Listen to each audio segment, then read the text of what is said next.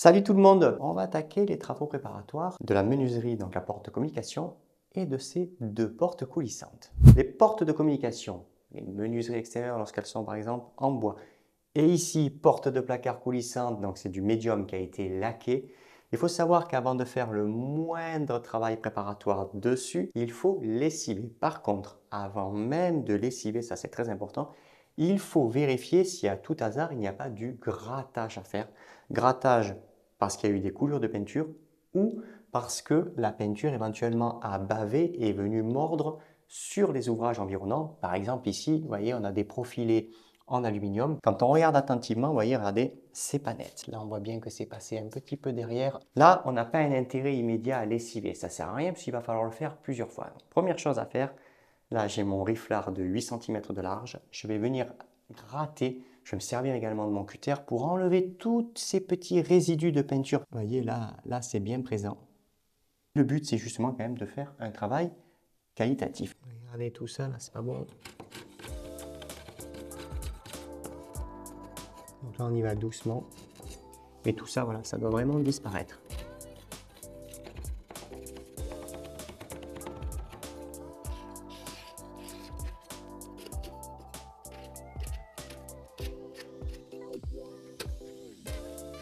Vous voyez, là, j'ai le petit retour en aluminium. Hein, ça fait 1 mm, 1,5 mm. C'est plein de peinture, vous voyez, c'est pas propre. Le grattage est désormais terminé. Petit coup de dépoussiérage. Vous voyez, pour le coup, c'est quand même beaucoup plus propre. Avant de procéder au lessivage, puisqu'il y a les deux portes évidemment coulissantes à faire, celle-ci on la fera en même temps, on ne va pas s'amuser à les décaler. On va retirer la quincaillerie.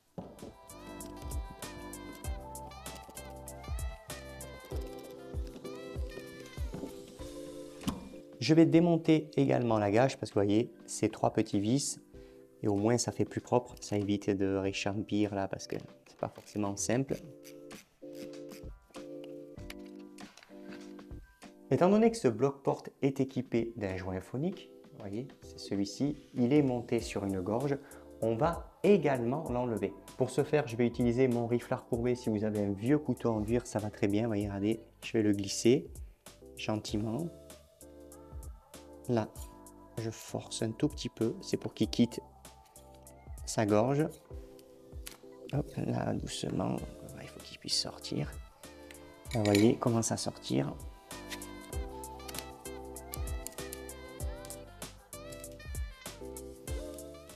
J'ai dégondé la porte, j'ai mis une vieille serviette, 2 petits bouts de fourrure pour relever la porte. Et je vais évidemment la lessiver, elle, l'huisserie et les deux portes évidemment de placard. Pour ce faire, j'ai de l'eau tiède, une éponge avec un petit côté tampon récuré, un petit bouchon d'oxydrine. Et là au moins ça va m'enlever, vous voyez, toutes les traces que l'on peut voir. Et c'est parti. Là, on n'hésite pas. Voilà, bien lessiver, bien nettoyer. C'est vraiment important. Par contre, il faut bien faire attention. Si vous peignez la porte recto verso, c'est pas très grave. Là, moi, de l'autre côté, elle a une autre couleur, je ne vais pas la repeindre. La lessive avec l'eau chaude, ça décolore la peinture. Donc, il faut faire très attention de ne pas envoyer des projections. Si vous en apercevez pas, je peux vous dire que voilà, vous allez voir littéralement ce qu'on appelle des coulures, hein, des traînées. Simplement, ça aura eu le temps de décolorer. Il faudra repeindre. C'est pour ça que je le fais plutôt à l'éponge d'ailleurs et non pas à la brosse à lessiver traditionnelle. Parce que la brosse à lessiver, pour le coup, on en fout partout. Donc là, on insiste bien. Il faut vraiment bien lessiver. On ne sait pas ce qu'il peut y avoir sur la porte. Mais je veux dire, voilà, vous pouvez acheter un logement. Peut-être que la personne auparavant, elle mettait des produits, elle passait des produits pour faire du nettoyage un petit peu, voilà, un petit peu intensif. Ça peut former un voile. Donc voilà, il faut vraiment, vous voyez, insister et bien frotter.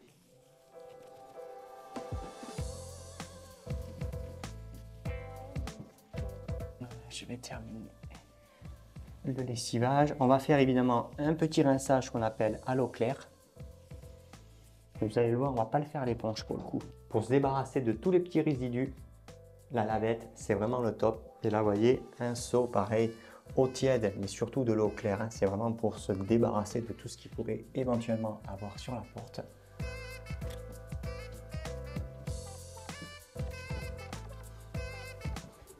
Celle-ci, c'est OK. Elle est prête à poncer. On va s'intéresser à l'huisserie. Je vais commencer par la traverse de l'huisserie. Là, et bien sûr, un petit coup au-dessus. Toujours un peu d'accumulation. Cette partie du montant, c'est la plus sensible. On a soit des pommelles, soit des fiches. Vous voyez, ici, ce sont des fiches réglables. Mais tout ça, là, ça fait des résidus, vous voyez, parce que c'est l'usure. C'est tout noir, ça a tendance même parfois à éclabousser. Vous voyez, on l'a ici, par exemple. Tout ça, pour le coup, il faut vraiment bien l'enlever parce que ça se mélange sinon à la peinture. Ça arrive parfois à tacher, à teinter.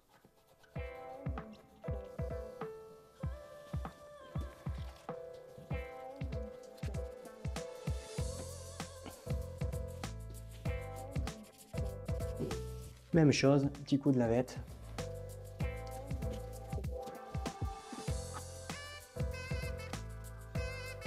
Je vais donc profiter, je change la lessive et on va se faire les deux portes évidemment coulissantes. Porte de placard, alors là pour le coup il faut faire attention avec la lessive. Il y a des lessives qui sont un petit peu plus agressives que d'autres. Là on est sur l'aluminium naturel.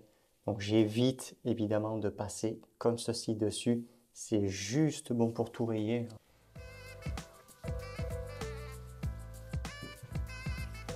Et même chose, je rince.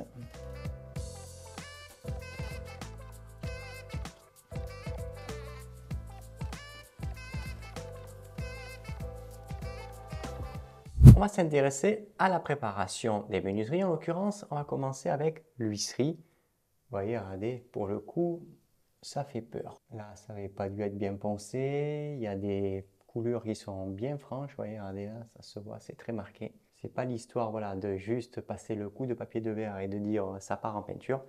Je vais être obligé de beaucoup plus insister. À l'endroit où il y avait le joint, vous voyez, on a de la surépaisseur de peinture. Enfin, c'est clairement pas net. Je vais m'intéresser à ces parties techniques. Je vais utiliser un ciseau à bois. Donc là, j'ai le 20 mm. Et je vais venir déjà nettoyer tous ces résidus là qu'on peut voir de peinture.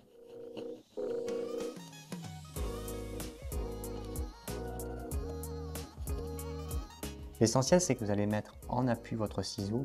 Vous voyez que ça dépasse pour être toujours correctement en contact. Il faut faire attention, s'il est beaucoup plus petit, le risque, c'est tout simplement de forcer et de venir littéralement le creuser. J'ai fini de gratter tous les résidus de peinture, vous voyez. Ici, au niveau du joint, dans toutes ces parties-là, c'est brut. Et vous le verrez, le moment venu, j'appliquerai évidemment une couche d'impression, donc une sous-couche. Parce que là, pour le coup, c'est brut et je ne peux pas laquer comme ça directement sans travaux préparatoires au préalable. J'ai avec moi une ponceuse triangulaire granulométrie du papier 120. Je vais venir donc poncer ici à l'intérieur de l'huisserie, toute la partie ici à l'extérieur. Le reste autour des fiches, je le ferai à la main.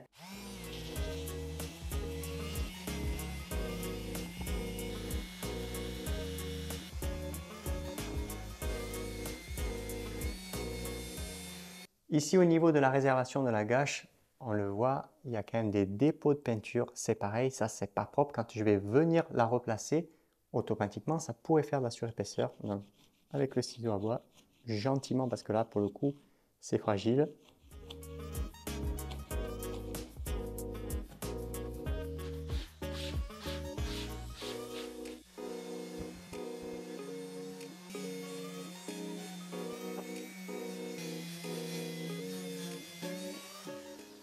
Avec la machine, je ne fais plus rien de bon. Maintenant, on passe à la main. Pour le coup, j'utilisais un 120, donc je reste à la main également avec un papier de verre grain 120. Et on va vraiment finir toutes les zones qui sont un petit peu délicates.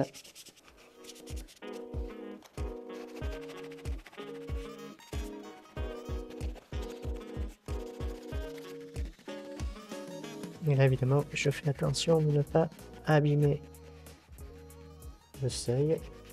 Là, ici, évidemment, sur la partie qui a été abattue, on pense bien à mettre un petit coup de papier de verre. Alors ça, pour le coup, on ne le fait pas à la machine, parce que là, la machine, elle le creuse, elle vous l'abîme quasiment de suite. Alors maintenant, on va faire tout le périmètre qui se trouve ici au niveau des plaques de plâtre. Alors la machine, évidemment, c'est pas recommandé. Faire tout à la main.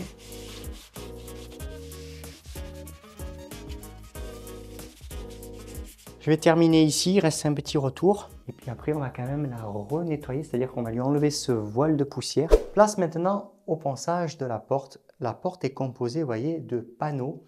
Et ici, ça fait office de séparation. Il y en a ce qu'on a un petit jonc intégré. Alors ça, il faut bien faire attention. Il ne faut surtout pas l'attraper à la machine. Attraper à la machine, c'est sûr, il va être déformé, il va être approfondi. Enfin, esthétiquement, avec une laque, on va voir plus que ça. Donc là, je prends un papier de verre grain 150 et je vais vraiment d'abord ce qu'on appelle détourer à l'intérieur du jonc. Puis ensuite, avec ma ponceuse, je vais pouvoir faire quand même mes panneaux. Alors, je le fais au 150 pour la simple et bonne raison qu'à l'intérieur, quand même, on est globalement propre. Je n'ai pas de raison d'utiliser un 120, ce n'est vraiment pas justifié.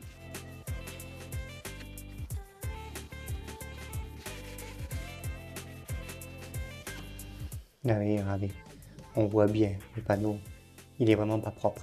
Là, la laque a commencé déjà à couler, vous voyez. La surépaisseur, enfin, c'est quand même vraiment pas net. C'est pour ça que la machine, là, pour le coup, va bien rendre service.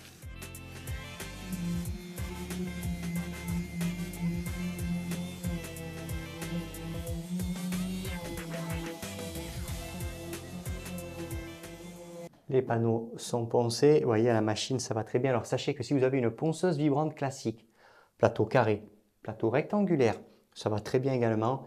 Petite ponceuse également excentrique 125, c'est super aussi. L'essentiel, voilà, c'est vraiment de travailler avec un grain 120. Sur de la laque, ça permet quand même de bien la mater, d'enlever toutes les petites surépaisseurs sans venir ce qu'on appelle altérer profondément le film. Parce que si vous faites un halo ou que vous creusez un petit peu, il faut obligatoirement réparer, sinon la mise en peinture, mais alors on ne voit que ça. Vous voyez, les coulures là, elles sont particulièrement prononcées, et si je le fais à la main, j'en ai pour un siècle. Donc là, même chose, machine.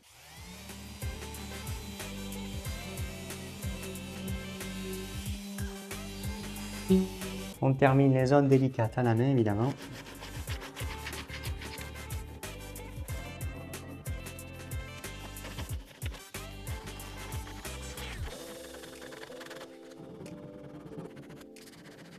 Ponçage porte, ponçage huisserie terminé. Alors attention, il nous reste aussi des réparations à faire. Je vais d'abord dépoussiérer. Pour ce faire, je vais utiliser la lavette. Je viens de faire juste le haut. Ici, alors voilà, n'en parlons pas.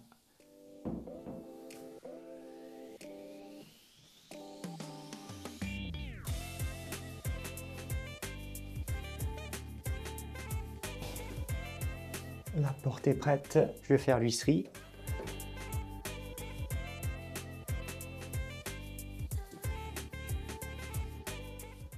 Rinçage de la porte et de l'huisserie terminé. Je vais pouvoir ensuite, une fois que c'est sec, appliquer sous-couche si nécessaire, primaire d'accrochage et surtout appliquer des mastiques, en l'occurrence bicomposants, pour pouvoir faire d'éventuelles réparations.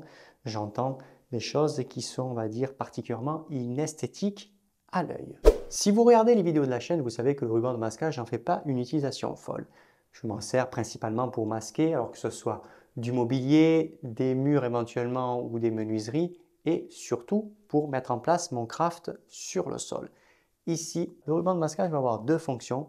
Protéger pour que je vienne ouvertement taper avec mon petit rouleau et protéger aussi évidemment d'un mauvais petit coup de papier de verre. J'ai du ruban de 25 mm et vous allez voir, je vais faire en fait exactement ceci.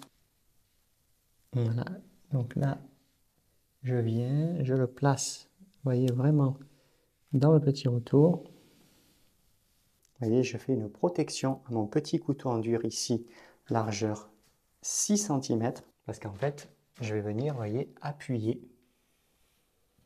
avec le bord de la lame.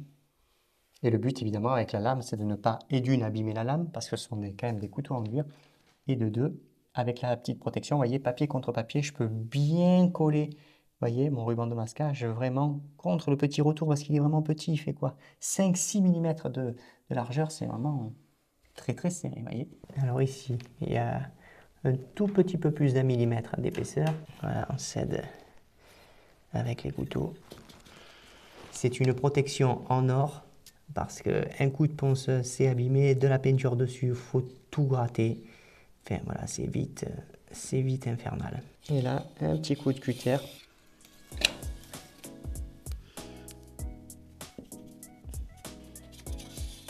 Puisque les protections sont en place, je vais attaquer le ponçage. Pour le coup, grain 120, vous le verrez à la machine, je vais également utiliser le grain 120. Je vais faire ce qu'on appelle le tour du périmètre, parce que même si j'ai mis une petite protection, ça reste un scotch. Si je viens taper avec l'oscillation, ça a quand même le temps de m'abîmer. Vous voyez là, je détourne d'à peu près 20 mm, ça suffit amplement.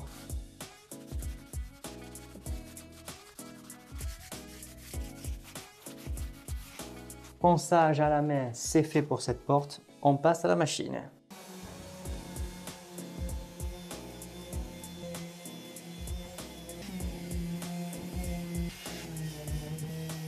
Le ponçage est terminé. On n'échappe pas évidemment à la traditionnelle petite lavette.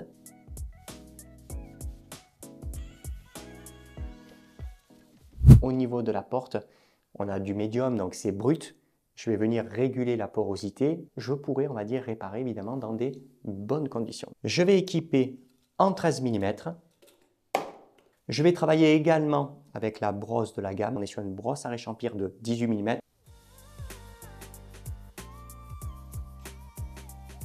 Vous voyez, j'estompe bien évidemment mes coups de brosse, hein, puisqu'il y aura quand même la laque. Mais je laisse quand même pas, vous voyez, le médium, même s'il y a le joint. Je le laisse pas évidemment en place. Vous voyez, là on estompe bien. L'avantage vraiment avec cette brosse, c'est vraiment des soies qui sont particulièrement souples, vous voyez.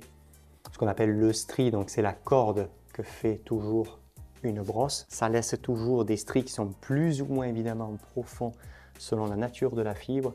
Et là, voilà, je veux dire, ça reste discret. Et ce n'est en plus qu'une sous-couche. Chose importante, si on ne veut pas de surépaisseur de peinture. Et à la laque, c'est particulièrement observable. J'ai mis sur un petit chiffon papier du white. Et là, vous voyez, on vient ouvertement s'en débarrasser. Là, comme j'ai peint complet à l'intérieur, je n'ai pas de problème.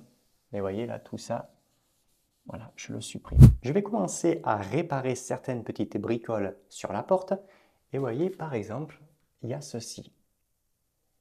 Là, on voit clairement qu'au niveau ici de la feuillure, ça s'est abîmé. Donc ça, vous allez le voir, on va le réparer. Et en l'occurrence, on va le réparer à l'aide d'un produit bicomposant. Pour pouvoir travailler sur ce genre d'ouvrage, moi j'utilise, ça fait un moment d'ailleurs que ça existe, Cinto Matériaux, alors qui est une pâte à rénover. C'est un produit qui est bicomposant. On peut réparer sur des bois, on peut réparer sur des murs, enfin on peut réparer sur divers ouvrages. Le gros avantage, ça sèche vite, c'est lisse et surtout, ça ne décolore pas la peinture. Parce qu'il faut faire attention, certains produits altèrent littéralement le film de peinture, donc ça vous fait après ce qu'on appelle des marques. Là, je racle. Le durcisseur, c'est pareil, je ne le mets pas parce que vous voyez, c'est un système, ce qu'on appelle un distributeur, hein, ça vient pousser le mastic et le durcisseur. Mais là, je ne le fais pas, il me faut vraiment 3 fois rien. Attention, il faut bien le mélanger, il faut bien l'appliquer. Et je vous dis, ça sèche vite. Et alors, j'en parle même pas l'été. Hein. Donc là, vous voyez, je prends une petite noisette. Et là, il faut vraiment veiller à bien la mélanger. Si vous malaxez mal, vous avez une partie qui durcit et l'autre qui ne durcira jamais. Et ça, c'est l'enfer quand c'est appliqué. Je fais ce qu'on appelle le premier passage. Je vais laisser durcir et je viendrai évidemment recharger encore par-dessus. Ici, j'ai un défaut de planéité. Alors, je n'ai pas insisté à la ponceuse parce qu'après, je marque et j'enlève le fameux film, hein, puisque j'ai ici un petit film. Donc, vous voyez, je le reprends justement avec le Cinto Matériaux. Donc là, proprement, on limite les surépaisseurs.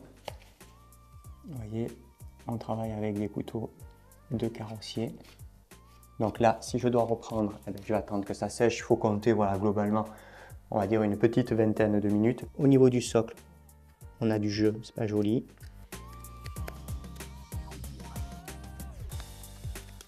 Là, vous voyez, on voit bien qu'il y a du jour. On profite de reboucher avec ce produit parce que ça, c'est vraiment efficace. Et puis, ça a une bonne dureté quand même. Hein. Je veux dire, voilà, c'est plus résistant que de l'enduit. Sur les portes de placard, alors c'est plutôt des petites bricoles, vous voyez, comme ici, là. Défaut de peinture, là c'était pas net, donc ça en laquant, ça va se voir. Et ici, il manquait de la peinture, ça a été retouché. Vous voyez, là il y a un petit coup. Donc tout ça, c'est particulièrement, on va dire, inesthétique. Donc là, vous voyez, je reprends. Alors vraiment là on tire, vous voyez, on tire à zéro, hein. C'est vraiment comme si là on faisait de l'enduit carrosserie. Vous voyez, hop. Là, je reprends également bien à zéro, tout en évitant de laisser de la charge, hein, parce qu'attention, c'est un mastic bicomposant, il faut quand même arriver à le poncer, hein. Je viendrai un tout petit peu recharger. Là, on regarde bien. C'est OK. Là-haut, ça va. Là, il y a un petit quelque chose, ça va pas. Joli.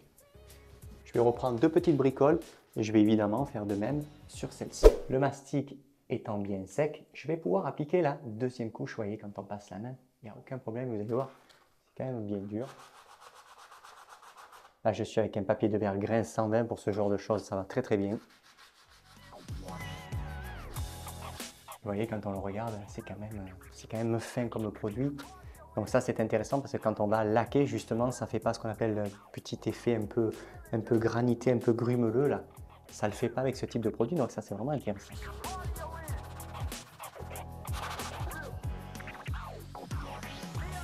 Petit coup de chiffonnette, ça, c'est important. Je vais repréparer du produit et je vais reprendre toutes les réparations qui ont besoin, allez, globalement, d'avoir deux couches.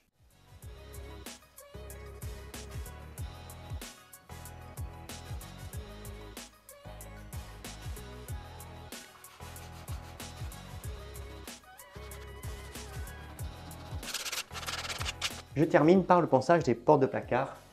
Ici, étant donné qu'on est très très proche là, du petit retour qui fait office entre guillemets de poignée en aluminium, pour pouvoir vraiment bien poncer correctement, je viens, je rentre mon petit papier de verre, ça me permet vraiment de le caler et je viens et puis vraiment office de guide, vous voyez.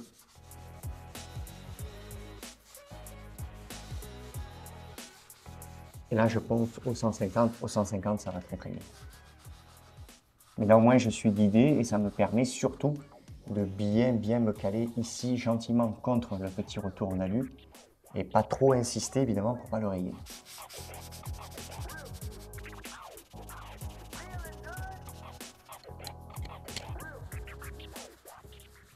Et vous voyez le scotch là, il est suffisamment résistant et là au moins c'est pas abîmé. Ponçage terminé, je passe la petite lavette évidemment pour enlever tout le voile de poussière. Sachez que vous pouvez également le faire avec la petite chiffonnette microfibre, ça va bien.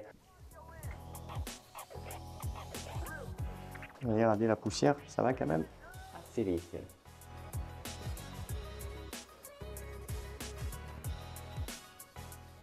Sachez que de passer la lavette humide sur le mastic bicomposant de la marque Sento, donc c'est celui que vous voyez à l'écran, celui que j'utilise, vous n'aurez pas de déprampe et vous n'aurez pas de problème d'adhérence dès l'instant évidemment que vous passez simplement une petite lavette humide.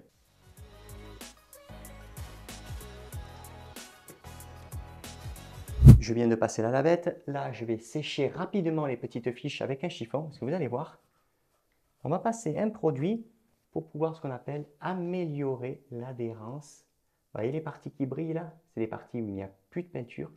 Et là pour le coup, la laque de règle générale, c'est pas trop son truc d'adhérer directement sur ce qu'on appelle des matériaux non ferreux. Je vais utiliser un primaire d'accrochage qui est également un primaire isolant. Alors, sachez que voilà, si vous avez des taches, je pense par exemple les auréoles d'humidité, taches de bistre, ce type de produit, en l'occurrence le BIN de la marque Zinsser, c'est un produit qui est particulièrement efficace et l'avantage c'est qu'il sèche quand même vite.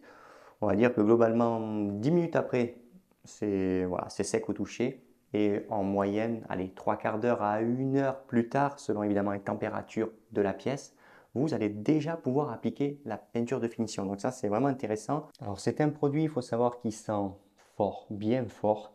Alors là moi j'ai 3 bricoles à faire, donc 3 bricoles à faire, je ne vais pas mettre le masque. Si vous avez plus de choses à traiter et que vous êtes un peu confiné, on va dire, dans la pièce, voilà, l'idéal c'est quand même de se protéger les voies respiratoires parce que je vous dis, ça, voilà, ça canarde, hein, c'est sensiblement un peu, on va dire, une odeur équivalente à la sous-couche glycéro. Donc pour le coup, c'est quand même pas triste. Vous voyez, de règle générale, ça reste un produit qui est quand même très fluide, hein, voilà, il ne faut pas être surpris. J'ai avec moi une petite brosse d'artiste, et on va en prendre juste un tout petit peu. Voilà, parce que ça sèche tellement vite, il faut faire attention de, on va dire, de ne pas risquer de flinguer directement une belle brosse. Et là, vous voyez, toutes ces petites choses, là, voilà, là, je viens, je retouche. Alors, étant donné qu'il est fluide, ben, ça se fait, voilà, ça se fait très bien, on va dire que c'est relativement discret. Vous voyez, de partout en fait où la laque elle est partie. Il n'y a pas de nécessité à la repeindre complète, hein. Je veux dire, vous voyez, je tapote, ça en fait c'est pour estomper les petits coups de brosse. Et c'est tellement fluide qu'avec 2 couches de laque, voilà, ça vous le verrez pas, hein. On va s'intéresser, on va finir évidemment avec la porte, puisque c'est pareil, la porte elle a des fiches, et les fiches elles sont quand même un tout petit peu pareilles, elles sont un petit peu marquées. Voyez là au-dessus, on voit c'est pareil, c'est apparent, donc c'est pas très bon, même chose, vous voyez, hop. Je viens, je retouche, voilà, de partout où le métal est à nu. Je viens ici, j'isole. Et vous voyez, par exemple, ici, là, on voit clairement un peu du médium. Eh ben, je viens, j'en profite. Voilà, pour des bricoles comme ça, le produit fait très très bien. Et on évite évidemment de mordre, hein, sur la porte, ça c'est important. Si vous mordez sur la porte, un petit coup de nettoyage. Attention, ça ne se nettoie pas au White Spirit, ce type de produit. Ça se nettoie à l'alcool ménager. Vous vous rappelez, ici, il y avait le petit retour qui est cassé. Regardez avec le Cinto un petit peu le résultat. On est très très propre. Un petit coucou et à bientôt!